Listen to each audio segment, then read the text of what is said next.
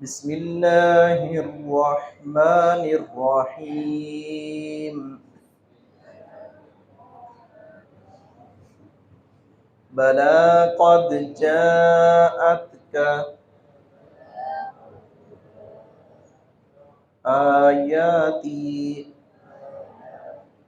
فكذبت بها واستكبرت وكنت من الكافرين. ويوم القيامة ترى الذين كذبوا على الله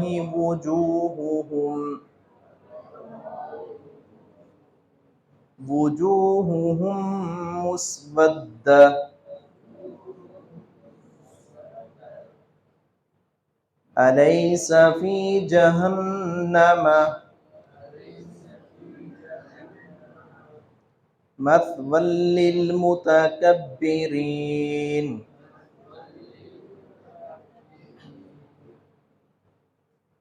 اللہ رب العزت نے اہل جہنم کا یہاں تذکرہ کیا ہے. وہ اہل جہنم کے حقدار وہ لوگ ہوں گے جنہوں نے تکذیب کی اللہ رب العزت کی آیات بینات کی. واضح دلائل، روشن دلائل بھی آئے، حق ان کے سامنے نکھر کر آ گیا، مگر وہ پھر بھی ڈٹائی کے ساتھ برائیوں کے پیچھے لگے رہے، برائیوں کا ارتکاب کرتے رہے. اللہ رب العزت نے ان کے لیے کڑا عذاب تیار کر رکھا ہے. اللہ رب العزت نے فرمایا کہ ان کے چہرے جو ہیں وہ سیاہ ہوں گے.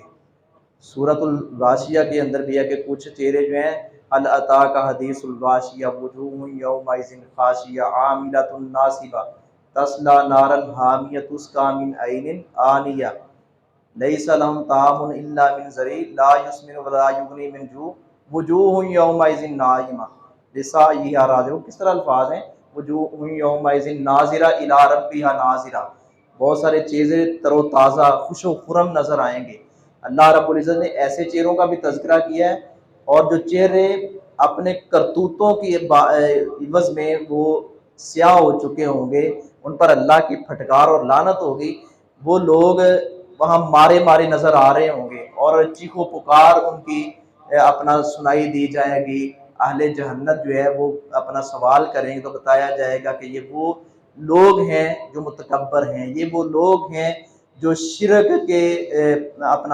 کرتے تھے اور غیروں کی پوجا پاٹ کرتے تھے، طاغوت جو ہے اس کو ترجیح دیتے تھے، خدا بند باری تعالیٰ کو اس کی قدر نہیں کی. تو اللہ رب العزت نے ایسے بدبختوں کا تذکرہ کیا ہے کہ اللہ ان کو جہنم جو ہے ان کا ٹھکانہ ان کو مل جائے گا، اور کہا جائے گا تمہاری یہ سزا ہے، تم دنیا میں ڈٹائی کے ساتھ برائیوں کا ارتکاب کرتے رہے، آج تمہارا ٹھکانہ یہی ہے، تمہارے کرتوتوں کے عوض تمہیں یہ سزا دی جا رہی ہے.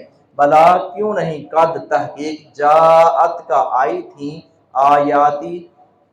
آیاتی تیرے پاس، آیاتی میری آیتیں، قد جاءت کا آئی تھیں تیرے پاس آیاتی میری آیتیں فکذبت تو نے جھٹلایا بہا، چنانچہ پس تو نے اسے جھٹلایا، واستکبرت فکذبت بہا، چنانچہ تو نے جھٹلایا، واستکبرت یا ان کو تو نے تکبر کیا، یا پھر ان کا تکبر کیا، تکبر سے انکار کر دیا، جھٹلایا، یا پھر کہا میں نہیں مانتا، تکبرانہ انداز اپنایا. وَكُنْتَ مِنَ الْكَافِرِينَ اور تو تھا کافروں میں سے، تو کافروں میں سے تھا، منکروں میں سے تھا، کہ تو نے علل اعلان مخالفت کی، ڈنکے کی چوٹ، ایڑی چوٹی کا زور لگایا، میں نہیں مانتا، یہ شریعت نہیں ہے، اور ایسا تکبرانہ انداز اپنایا. وَيَوْمَ الْقِيَامَةِ اور قیامت کے دن ترا آپ دیکھیں گے الذین ان لوگوں کو کاذبوا جنہوں نے جھوٹ بولا علی اللہ اللہ پر، جنہوں نے اللہ پر جھوٹ بولا، اللہ کی ذات کے بارے میں اور اللہ رب العزت کے باتوں کے بارے میں، کلام اللہ کے بارے میں جھوٹ بولا کہ جی نہیں، نعوذ باللہ، یہ اللہ کا کلام نہیں ہے، یہ کسی بشر کی بنائی ہوئی کتاب ہے. یہ قرآن نازل ہوتا تو کسی اور پر نازل ہوتا، کوئی اور نبی بنتا، نعوذ باللہ، اللہ رب العزت حتیٰ کہ اللہ کا بیٹا عزیر علیہ السلام کو، عیسیٰ علیہ السلام کو قرار دینے والے، یہ جھوٹ باندھنے والے، جھوٹوں کا پلندہ جو ہے لیے پھرتے ہیں، یہ سارے اللہ رب العزت نے فرمایا وجوہہم، ان کے چہرے مسودہ، سیاہ ہوں گے، الیسا، کیا نہیں ہے، فی جہنم، جہنم میں، مثوان، ٹھکانہ، للمتکبرین، تکبر کرنے والوں کے لیے، کیا جہنم ٹھکانہ نہیں ہے ان تکبر کرنے والوں کے لیے؟ تو یقیناً ہم یہی بات جواب میں کہتے ہیں کہ ٹھکانہ ایسے لوگوں کا جہنم ہے۔ تو ہمیں چاہیے کہ ہم ایسے سیاہ کرتوتوں سے بچیں، تکبرانہ چال، تکبرانہ گفتگو، تکبرانہ انداز اور مزاج، اس سے ہم بچیں۔ جو اللہ نے ہمارے لیے اصول و ضوابط مقرر کی ہے کتاب اللہ کی شکل میں، حدیث رسول اللہ صلی اللہ علیہ وسلم کی شکل میں، اس کو دستور اور منشور حیات سمجھتے ہوئے اس کے مطابق اپنی زندگی گزاریں، تاکہ ہمارے چہرے سیاہ نہیں بلکہ تر و تازہ ہوں اور اللہ کی جنت کے حقدار ٹھہریں۔ وما علیہ